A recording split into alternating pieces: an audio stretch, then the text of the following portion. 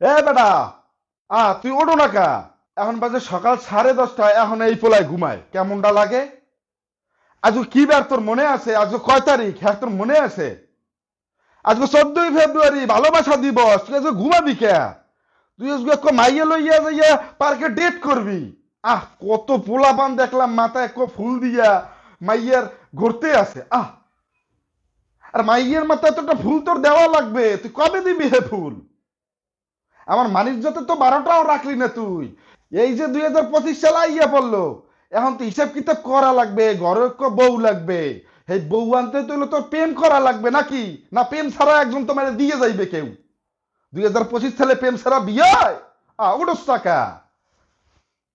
কসে কেমনটা লাগে? কি তুই উঠবি না? তোরে লাগবে এখন পিছাই দে ফিডাম। পিছা কই পাই?